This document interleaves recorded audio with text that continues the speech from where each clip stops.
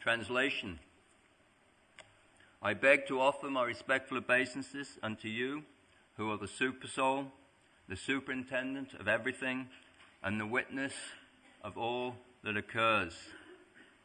You are the Supreme Person, the origin of material nature and of the total material energy. You are also the owner of the material body. You are the Supreme Complete. I offer my respectful obeisances unto you. Purport. In Bhagavad Gita, chapter 13, verse 3, the Lord says, Kshetragyam chapimam vidi, sarva shesheshu bharata. O sign of Bharat, you should understand that I am also the knower in all bodies. Actually, there's no actually. Every one of us is thinking, I am this body, or this is my body.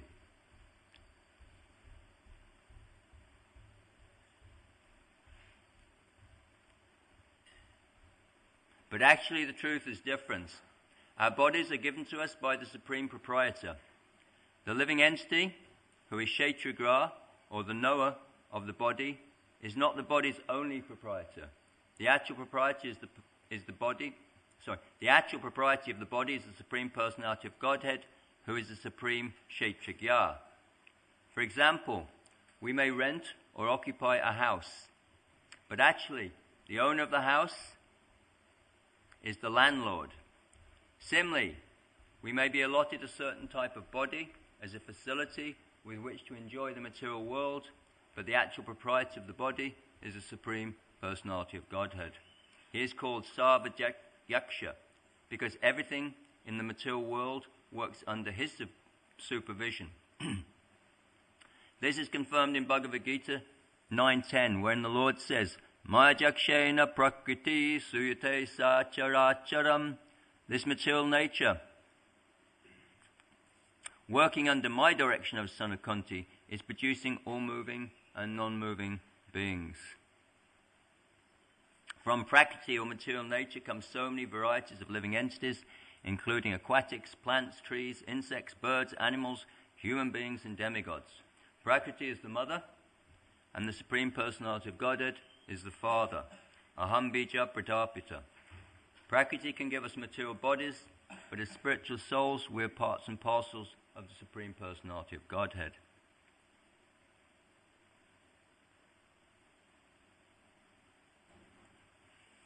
This is confirmed in Bhagavad Gita. Mamai vangso jiva loke jiva bhuta sanatana. The living entity, being part and parcel of God, is not a product of this material world. Therefore the Lord is described in this verse as Atma Mula, the origin of everything. He is the seed of all existences, bija mam sarva bhutanam. In Bhagavad Gita 14:4, the Lord says, Sarva yoneshu kunteya mutaya sambhavantiya tasham brahma mahadyonir aham bija pradapita. It should be understood that all living entities in all species of life, O son of Kunti, are made possible by birth in this material nature, and that I am the seed-giving father. Plants, trees, insects, aquatics, demigods, birds, beasts, and all other living entities are sons or parts and parcels of the Supreme Lord, but because they are struggling with different mentalities, they have been given different types of bodies. Manakshastan endriyani, prakritistani kashiti. Thus, they have become sons of Prakriti or material nature, which is impregnated by the Supreme Personality of Godhead.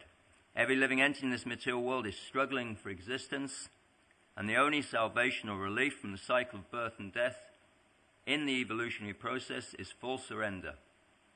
This is indicated by the word Namaha.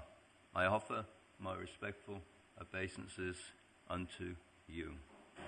Nam Om Vishnu Vadaya Krishna Vastai Bhutale Shrimati Bhaktivedanta Swami Namne Namaste Saraswati Devi Gauravani Pacharne Nirvishesha Shunyavadi Paschatite Shatarne Vanchakalpa Tuvista Kripa Sindhabhyevacha Patitanam Kavnebhyo Vaishnavebhyo Namo Namaha.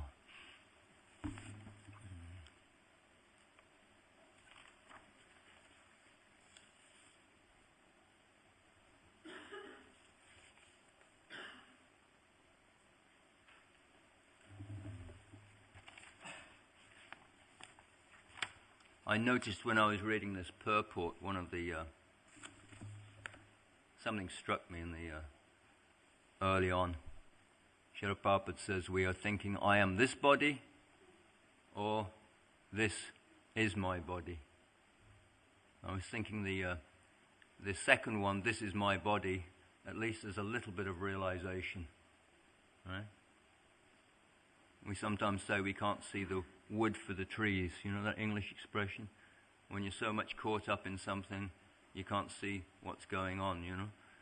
We notice that when we have problems ourselves, we become very confused. When someone else is having a problem, we just say, oh, what's the problem? Right? Can't you see? It's quite easy to deal with, right? But when, you know, especially when it's in a relationship or something, we just sort it out. What's the big problem, right? But when someone's caught up in something and they're attached, it becomes, we become entangled in the problem. We almost become the problem, right? That's why I've said this before, that sometimes we have a difficulty and we start getting mental, start getting worried that we're not a devotee. And often the problem is we just can't do physically or mentally or psychologically, just can't do this service we're given, right? We just haven't got the tools, right? If you're trying to get a screw out with a spanner, or you're trying to lift up ghee and spoon out ghee with a fork, right? There's no need to get mental, right?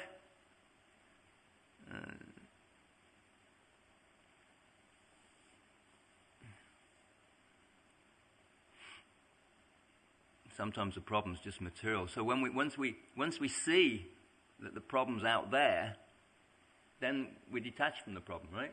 Once you realize that, right? Once you realize that, it's not such a problem. The problem's out here. I can deal with it. Right? But when we get involved with it, I become the problem. It gets very, very difficult. In one sense, we are the problem, and the problem is we aren't separate. We don't identify what the problem is. So, practically speaking, they say, what is it? They say an Englishman's castle is his home, right? So sometimes we become so identified with our home, we practically think we are our home. I think it was Napoleon once asked something, and he said, I am Europe. I am Europe, right? Not only was he trying to conquer Europe, but he considered himself Europe. So we identify with that land, with our place. And a little more advanced here, I noticed that. Someone's thinking, this is my body. At least there's a little separation. And although Srila Prabhupada doesn't say it here, I was thinking this is, of course, the Gyanis. They're just a little bit more advanced. Unfortunately, they also get mixed up. They don't see the distinction. We have to make the distinction, not just not just I am the body, I have a body, that's a bit better, but they also don't make another distinction. They think I am the soul. I am the super soul, actually. I am the super soul. That's their problem. And yogis can do this when they see the super soul. They start thinking, I am that super soul. So again, there's a mistake there. That the Mayavadis often use that mantra, Tattvamasi. I used to read that before I was a devotee, sometimes in books. Thou art that. Thou art that. You're not this thing here. Good job, huh? Good job. We're not this. We're that. Thou art that. All right? Srila Prabhupada actually mentioned, I was quite surprised actually, Srila Prabhupada mentions that in one place, Shankaracharya actually, he stressed that over over pranava. I was quite surprised because generally we think of Mayavadis as really pushing right? You get people who are into New Age stuff and it's always this, that, When I go to schools, I have pictures of Krishna and I also have an sign, right? And I'm very careful not to put the above Krishna, right? I really feel uneasy. It kind of looks nice when you put the you're teaching Hinduism, so everyone knows you put it above Krishna on top of the altar, but then I think, no, I don't like that very much. I never want to put above Krishna, right? So sometimes we think that the Mayavadis are very much into right? It's the impersonal source of everything. But at the same time, Srila Prabhupada actually, he goes the other way. He says they actually, they're putting down because just see Prabhupada's Krishna consciousness. Is Krishna. Is Krishna. He sees as Krishna, and he says, they're saying Tattvamasi, they're denying which is Krishna. So just see their rascal, that I am that, right? So they think, okay, they've got some idea, I'm not the body, but then they think, I'm the soul. So Srila Prabhupada mentions that this is like the landlord. I thought it was a good expression because we say Krishna is Lokanath, right? Lord of the lands, right? So he's Lord of the lands, he's the landlord. I don't know if he's a Hindu landlord, but anyway. But he's the landlord of everything. So our job is not to go into someone's house and enjoy their house. If we're staying as a guest in someone's house and then we start going to the kitchen and, who's been sleeping in my bed, right? We do a Goldilocks, right? The proprietor might be a little upset. They might give us a little bit, but it's not, we're guests here. Not our job to enjoy. At the same time, it's also not our job to go into that house and then say, misuse it or even destroy it. Sometimes in the name of spiritual life, we do austerities. We've all probably been guilty of that, trying to destroy our body in the name of devotional service, right? So that's also not good. You say, okay, now I'm not the enjoyer, now I'm going to destroy the house. So the landlord's still not going to be very happy. And of course, Srila Prabhupada gives that wonderful example also of if the mother, I don't have experience of this lifetime, but if the mother has a child, and the child then says, Mum, I want to go back into your womb. Things are really bad. Can I go back in your womb? I mean, is she going to be very pleased? I'm trying to have a loving relationship, and you want to merge with me again, right? Things are bad here, right? Things are bad, Mum. Right? So similarly, we say, Krishna, things are bad here. I want to merge with you. Krishna's not very happy. He wants a relationship with us. Similarly, if we destroy that house, the landlord is not going to be very happy. So that's the difference between us and the soul. Actually, I had an interesting exchange with some students. I think it was 2 days ago? And there was one Indian girl there, Hindu girl, and must have been about, I think she was year 6, 11 years old. And I was trying to explain one of the things we do, because we get accused of preaching Hinduism, blah, blah, blah. But one of the first things we say is, I sometimes ask for questions, even at the beginning, because I have lesson plans. I know what I'm going to say, but sometimes I just like to open it up. And we had one school which was, they were only year 6, I think they were. That was that same school. They were about 11 years old, and they were asking questions better than many university students. It's amazing sometimes the amount of kind of questions you get. One girl was actually saying something like, "Oh, how can you remember? Or if God reincarnates so many times, how can you remember?" So I was very careful to say we don't use that word reincarnate for God, right? So I was explaining, and then of course the main misconception, of course, is that there's many gods. Hindus believe in many gods, so that's one thing we try and cut straight away. Of course, we don't say no, that's wrong. We say some say that. Some say that. We don't disagree with the Mayavadis. We don't disagree totally. We say they're right up to a point. Right? Up to a point they're right. So we can say yes, we don't cut too fanatically. We say yes, some Hindus say that, but many will be offended because many believe there's one God and there's many demigods. And then we explain it to them. And one girl, she just kept saying, and we give the example, of course, you've got one teacher and you've got a staff, right? So there's both. We're not disagreeing with the mind. There is many gods. They're called demigods. There's many of them. And there's one God. We've got both. We've got the best of both worlds, right? We're Mayavadis. We're the best Mayavadis, right? We say everything's equal. And we also have Krishna, and we have pastimes, and we have prasadam as well, right? We have everything. God's complete Purnam. So this girl just couldn't get it, and she kept saying to me, but what difference does it make who you worship? And I kept trying to explain. I said, well, it's like a teacher, it's like a government. You've got the president and all the cabinet, or the prime minister and the cabinet. She just couldn't get it. And then of course, when someone can't understand, one has to be patient and keep trying. And then I understood. She said, yes, but you're saying there's many gods and goddesses. So they're all called the same thing, so it doesn't matter. And I realized she was simply thinking that because they're called gods and goddesses, right, they're all the same because they've got, well, you call that one a goddess, you call that one a goddess. Etymological word jugglery, right? But she was really caught up in it. And so I said, well, you're all pupils, right? But you're you, and I'm me, and you're you, and you're you, right? But somehow or other, it's just like saying, I'm me, who are you? Me. Who are you? Me. Therefore you must be equal. It's insanity, isn't it?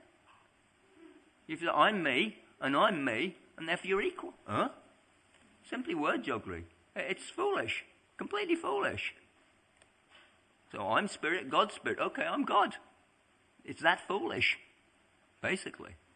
Basically that foolish. But of course Maya's very, very powerful. I think she understood in the end. Anyway, she took prasad instead of fasting. Prabhupada said, he gives the other example. People say they're Jagat Guru, and they haven't even been outside their village in India. I'm Jagat Guru, Guru of the universe. You haven't been outside your village, mate. And of course, there is an injunction that, one shouldn't leave the Holy Land. But, we know Vaishnav means get out there. Get out. Preach to everyone. So, of course, this is talking somewhat about Paramatma, not only about Paramatma, but Srila Prabhupada gives that example that Paramatma is a temporary manifestation of Krishna. I've mentioned this before. When I first read that, I was shocked. How can Krishna be temporary? No, Krishna's eternal, but it's not difficult for him to have a temporary thing. If you're a rich man, if you're a rich man with, $10 billion, you can just be an average guy as well. If you're upper class, you can be middle class, you can be low class. Right? You can be everything, right? Krishna includes everything. So he can have a temporary manifestation. Srila Prabhupada gives the example, something like a fair in India, Kumbh Mela or something. They appoint someone, especially to look after the fair. They get some government official, you're going to be doing this for 6 months, right? We do it in the temple sometimes, something special going on, someone will have a position just to look after something for a while. It's a temporary position, that's all. And Srila Prabhupada also gives that example of like a king. I explain this to the students as well. When a king in the old days, when you had a king who was in charge of the prisons, he'd go to the prison, right? And what does the guy in the prison say? Hello, Gov. How you doing, mate? What are you in for then? What did they get you for? All right? Right? The guy's in prison actually thinks that the king's done something wrong, you know what I mean? But of course the king's got all the keys. He can go in, go out. That's why I explained that when this girl said, how can God reincarnate? He doesn't. We're forced. He can just go in and out. But foolishness, we see that king, we actually think like that. We think people, are not so great as they are. God doesn't do porridge, all right? So we're the ones that do it. Interesting enough, he says here, Krishna says, I'm the supervisor. Well, super means above, visor, seer. So we say overseer, same word, right? Supervisor, to see, overseer. He's the one that sees everything. I was just thinking, actually, it makes us very sane, doesn't it? When we just think Krishna's watching everything, right? Nothing you can get away with, right? Nothing you can get away with, right? Trying to be a big devotee, doesn't fool Krishna. Who am I trying to be? You're following Krishna, right? So I've noticed actually. I was noticing everywhere you go now, there's these CCTV cameras. I mean, it was there when I first joined the movement because we used to have to dodge out the way when we went to shopping centres, right? That was the first CCTV cameras you had. I remember in the Arndale shopping in Liverpool, we used to try and sneak so the police wouldn't see us when we were distributing books. But since then, everywhere is under CCTV cameras. Even here we have them.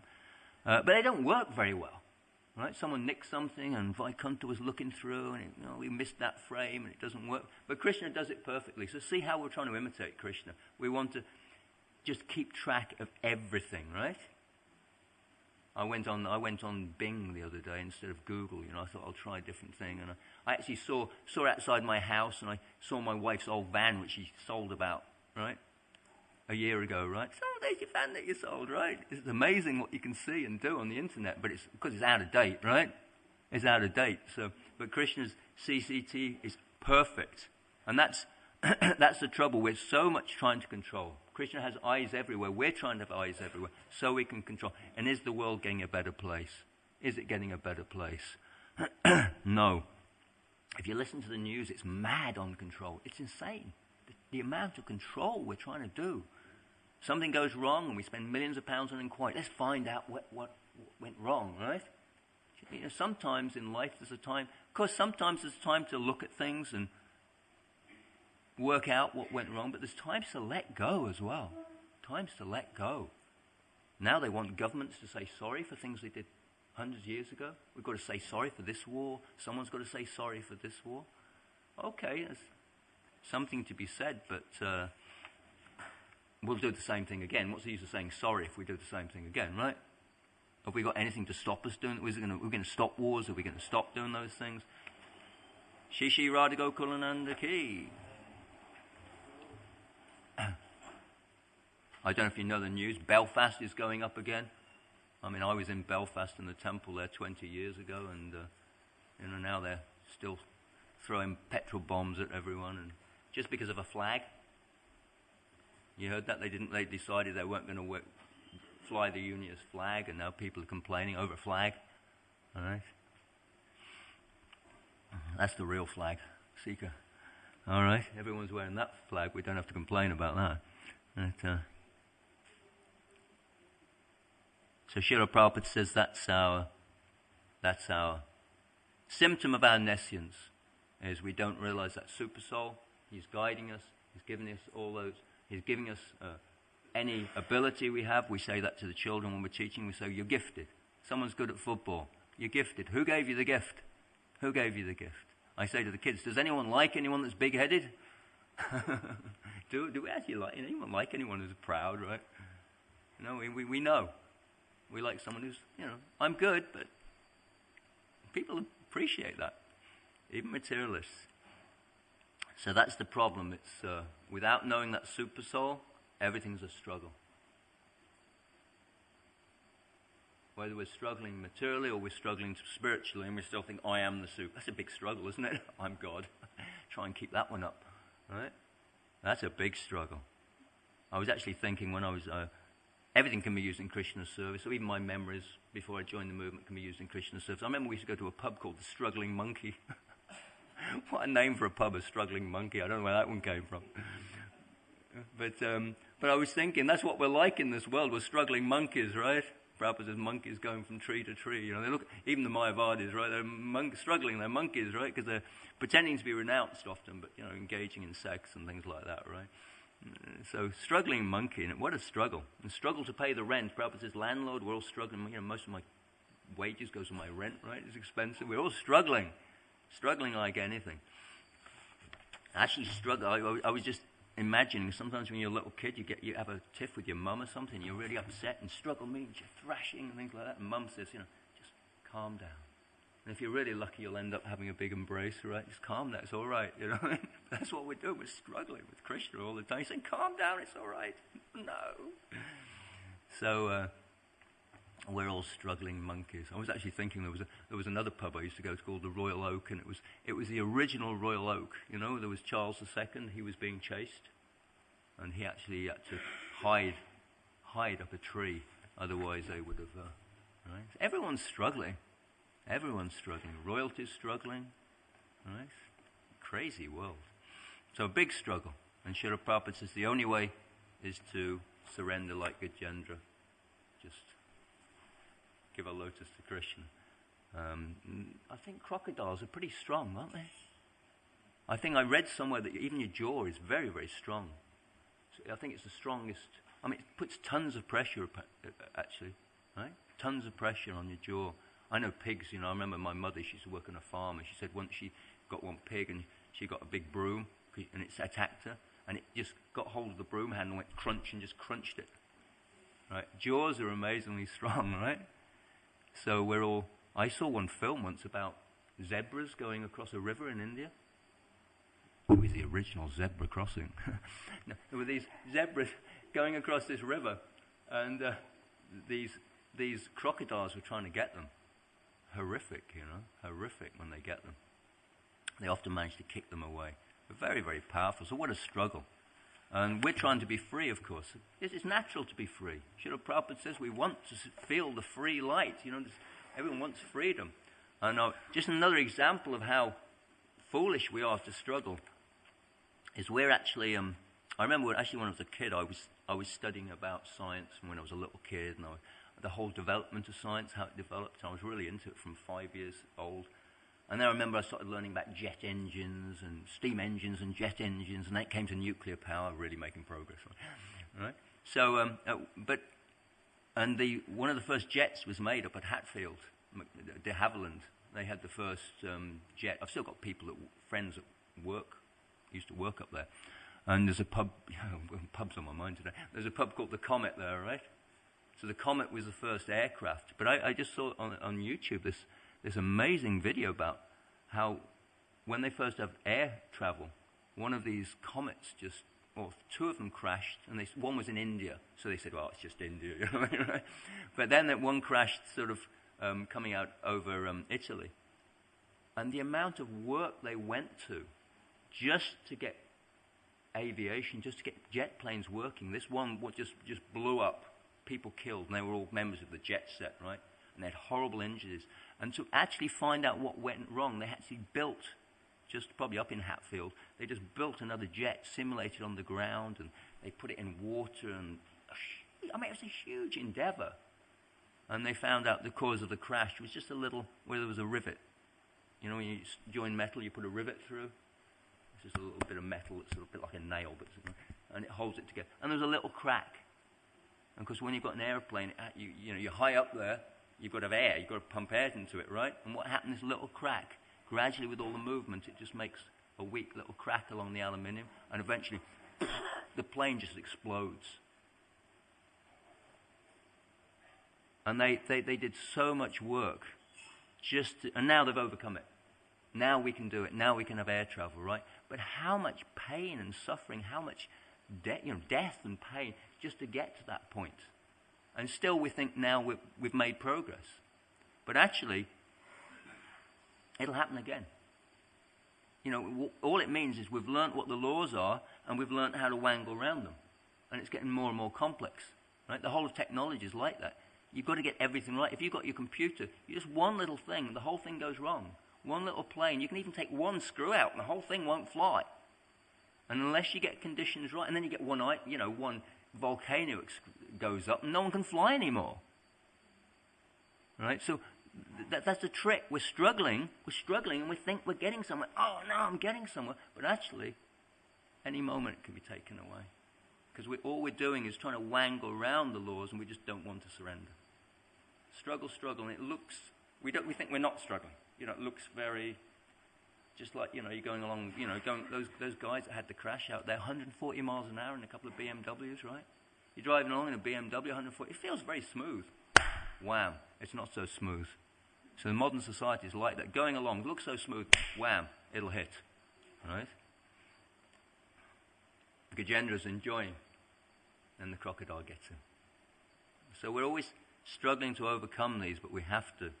Prabhupada says the only solution is to let go. Letting go is very difficult sometimes. I'm struggling to let go, right? Right? Letting go is very, very difficult. Of course, it's difficult because we have to know what to let go of.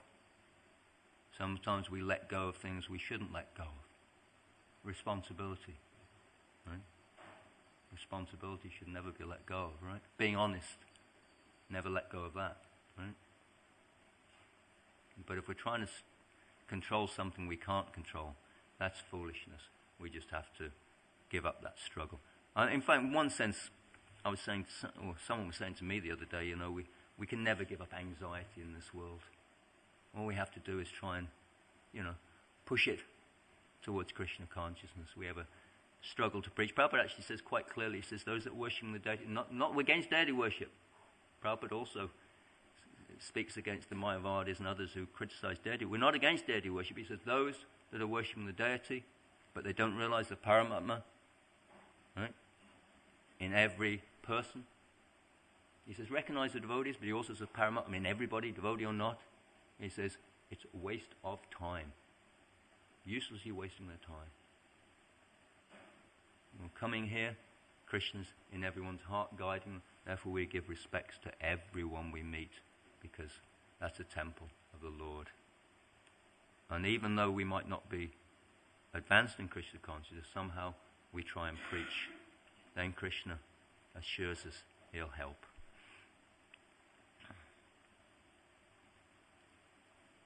Again, the worst thing is this idea that we're making progress.